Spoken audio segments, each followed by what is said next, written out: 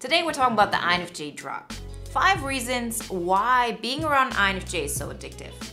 If you are an INFJ, you've experienced this yourself. People seem to be addicted to INFJs, and not just in a positive way. Sometimes people don't even like you and they stay addicted to you. It seems like this happens more often to INFJs than it happens to other people. So today we're talking about the 5 reasons why this is happening and what lessons we can learn out of them. Before we get started, I want to remind you the next INFJ Epic Life Bootcamp round is just around the corner. We launch January 28th, so make sure you're on that waiting list so you get access to the early bird price, you get notified once we go live, and we're also going to have a free masterclass here on YouTube. Everything you need to know you can find in the links in the description. Reason number 1 why being around INFJ is so addictive is INFJs are different. If you have something that is just different than your norm, you're naturally are going to be interested in that. Very often we don't want this. We don't want people to see us, to pay attention to us, because if they pay attention to us, they're probably going to judge us. They're going to have some kind of opinion. They're going to show us that there's something about us that they don't like. And if you have a situation like this in your workplace, for example, or around family members, so what do? We keep ourselves small. Because then people are not going to be out to get us. We very often feel like that's the best way to go through life. Just keep your head down. People won't notice how different you are. They won't have an opinion about it, and they won't bother you. In other cases, it might be that people are really interested in you because you are different. So I want you to really look at this from a very neutral standpoint. You are different. That is just something that is a fact. Because we are 1% of the population, yes, I know there are new studies that say INFJs are out there way more often than, 1%, but it doesn't really make a difference. The point is, if you're around people who are not INFJs, you will be weird. You will be different. And this can be something positive, it can be something negative, but the truth is you are different. It's something we should embrace. And the more we embrace it, the less different we actually feel. But that is one of the reasons why people are so addicted to INFJs, because if there's something different, people want to figure out what is going on. I want to understand this thing. Maybe I just want to put it down. I don't want to, allow it to foster. I don't want to allow this person to go through life thinking they could behave like this, because for the other person, it might feel like the way an INFJ behaves, that's not something I could ever do, because then I would get judged. And, the way their whole cognitive functions are set up, it's something that they would never allow for themselves. So why would they allow it in an INFJ? So of course, you keep on looking at the INFJ. You want the INFJ in your life, even if it's in a way where you could bully them or be mean to them or, adore them. But, have that different weird thing around you as long as you can handle it. Reason number 2 why being around INFJ is so addictive is because the INFJs go deep. If you go deep, you naturally get to connect with people on a deep level, even on a level that they don't want to look at.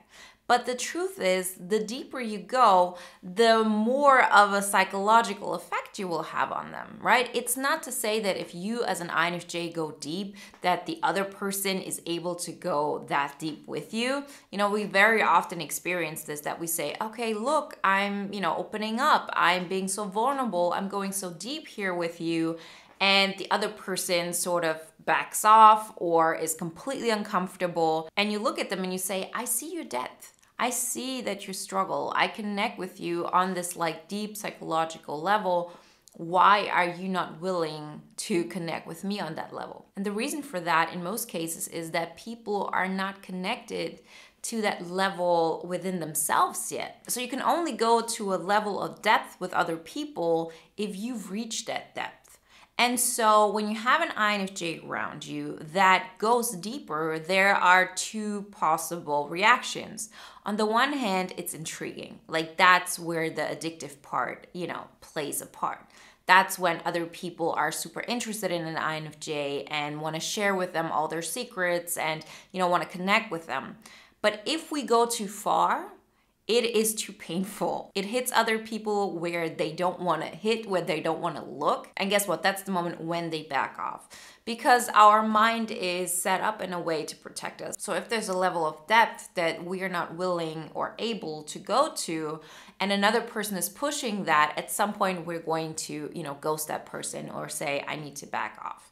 But it's that fine line in between that makes people so addicted to an INFJ. It makes them look deeper, and everybody's intrigued by that, as long as it doesn't go overboard. Reason number 3, and that is very much connected to reason number 2, is that the INFJ sees the hidden parts in that depth. So it's not just that the INFJ goes deep and wants to connect with somebody and the other person feels like, oh, we can connect, I don't feel alone.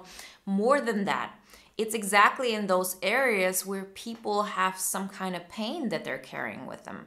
They have insecurities there. They have parts of themselves that they're hiding from the world and from themselves. And the INFJ is able to see that. The INFJ is able to see those hidden insecurities rather easily because we can read people so well. A person, for example, has a reaction that isn't in alignment with how they should behave, right? It's exaggerated. So the INFJ knows, okay, that seems to be something that is making them very uncomfortable. Things like this give us cues of what's going on. And we as INFJs are very skilled at reading those things. So if you have an INFJ in your life and that INFJ sees parts of you that you don't want to see yourself, it's something that intrigues you, and not just in a positive way, as I said, but you will have a reaction towards that person. How often have you as an INFJ thought, why is that person out to get me? It's not even that that person likes me so much or they adore me necessarily. No, sometimes they just have it out for me. They want to hurt me. They want to, be mean to me. I don't know why. Well, it's probably that. Because it's not just that the INFJ can go deep and can connect with people on that level, but it's also that they see what the other person is so afraid of showing. And so the reactions are very strong. But again, if you have something like this in your life and you can sort of handle it, you will keep this in your life. You're not just going to ignore the INFJ and keep them out of your life. No. You're going to have them around, you're going to pull them back in, you're going to maybe be mean to them, maybe be nice, have that on and off thing going on over and over again because you're so addicted to having the INFJ in your life. Because that's a person who sees what's really going on. And you rather want to have this person in your life so, you're sort of aware of what's going on, you feel like you can control it, than to say, oh, that's too much for me, I'm going to, go my own way. Reason number 4, why it's so addictive to have an INFJ in your life is because the INFJ sees your potential.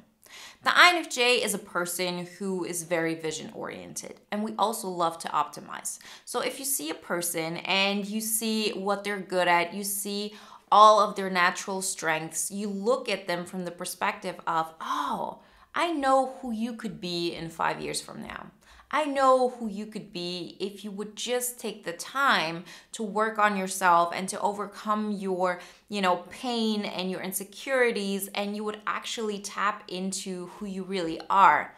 That's the kind of energy that the INFJ exudes in general with everybody in their life. We like to look at people from the perspective of, oh, this is who they could be. And for the INFJ, this isn't always healthy, right? Because we should start seeing the person for who they are and not for who they could be if they work on, certain things. Because the truth is, the person that you're interacting with at that time is not their potential. It's that person right there with everything they're doing. So that's why I always tell INFJs when it comes to people or, your life, look at it from perspective of what if that person never changed? What if they, until the rest of their lives, would react and act the way they do now? How would you feel about that person? Is that a person you want in your life? How would you treat them? And very often, this will lead us to have a different image of that person. And it's not even to say we're being too kind to other people. Sometimes we're making it even way harder for them because they have to live up to that potential. And they feel like, you're pushing me towards something I am not. Please accept me for who I am today. We as INFJs, we think we accept people for who they are, but very often we accept them for who we think they're going to be. and that makes people uncomfortable. But at the same time, it makes people addicted to INFJs because then they don't have the responsibility of believing in themselves anymore. You are there to see that potential in them. You are there to hold up this flag of, hey, look here, this is where you could go, this is who you could be. And believing in yourself takes work. And if you have an INFJ who does that for you, this can be very addictive. Even if you're not going towards that direction, it's just nice to have somebody who says, oh, I see you for who you could be. And that makes people feel very good. Reason number 5 why being around an INFJ is so addictive is because the INFJ will make you feel seen.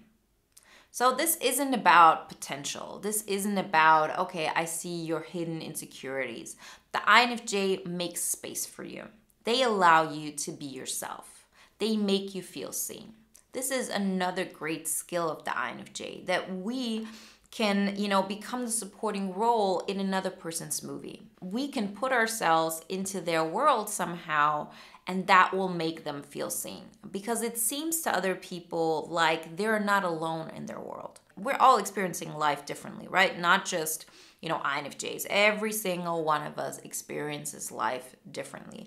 And if we're really being honest with ourselves, we would recognize that we connect with other people, and what we have in common is the fact that we all experience life differently. But very often, if we haven't really tapped into who we really are and are not doing the things that are best for us, we very often love to have somebody around who makes us feel seen, as in, oh, now I finally am not alone. Because that person over there, they make me feel like I'm being seen. Again, we should never forget that we're not really seeing that person. There's no way. Yes, you can connect with them on certain levels. You can feel like you're experiencing their pain, but you will always see it through your perspective. And so at one point, you will say something, you will do something that will make that other person see and recognize that you are different from them. And so this is a very difficult and dangerous place to be, to do everything to make that person comfortable. Because then the solution is created that, they're not alone in their world. You are there sharing it with them. And this can be extremely addictive. And INFJs do this, of course, on the one hand, because we want the other person to feel good, but it's also something that keeps people addicted to an INFJ. And it makes it easier for an INFJ to have relationships because we feel like, oh, there's nobody else who will make that person feel seen the way I make them feel seen. So of course they would want to have me in their life. And it's also one of those things INFJs do because they want to protect themselves. Because it's easier to be somebody who the other person likes and, to go from a perspective of, oh, I'm showing you all those things that are in harmony with who you are, and therefore you will not kick me off the curb. You will not abandon me. Right? It's much harder to say, well, listen, this is who I am. This is what I like. Those are the things that I do on a daily basis. Those are the things I believe in. And guess what? Some of those things, and probably most of them, are not exactly what you would want in your life. If I show them to you, you will recognize that I'm not the person who sees you perfectly. Because the only person who can see you perfectly is, somebody who's exactly like you. And the more different you are, the more the other person will recognize, oh, okay, that person doesn't really see me. But again, it's one of those skills that we have, and it's one of those things we do on autopilot very often, and that makes people so addicted to an INFJ. So what are the lessons here? The lessons are that you can be very addictive to other people, but it's more so because of your skills than because of who you really are. Because very often we feel like there is no way around this. It feels like people are always going to have this pull-push relationship with us, and there is no way out. But the reason for this is because we're trying to play this game of let me be the perfect person for who they need. But if you choose yourself, knowingly that it won't be in alignment with what other people want, and that you have to take the risk of being rejected way more often, you will get to a place where people won't have this push-pull relationship with you. They will either come closer to you because you're an inspiration and they want to be around you, and you say, see how I built my life? I believe that you can do this for yourself as well. I'm not going to be enabling you. I'm not going to be your savior. I'm going to be a great friend, but I also expect the same thing in return. And if I have you in my life on such a basis, then this is what I expect. Try it, trust me, this will have a huge impact in you creating your INFJ Epic Life. That being said, remember the next INFJ Epic Life Bootcamp round is just about to launch. It's February 28th. We're also going to have a free masterclass that day. First live call will be February 4th. Make sure you're on that waiting list. You get access to the early bird price and you get notified once we go live. Everything you need to know you can find in the links in the description. And if you want to watch another video now that is in alignment with today's topic, then watch the video Why Being Around an INFJ is Like Being on Drugs.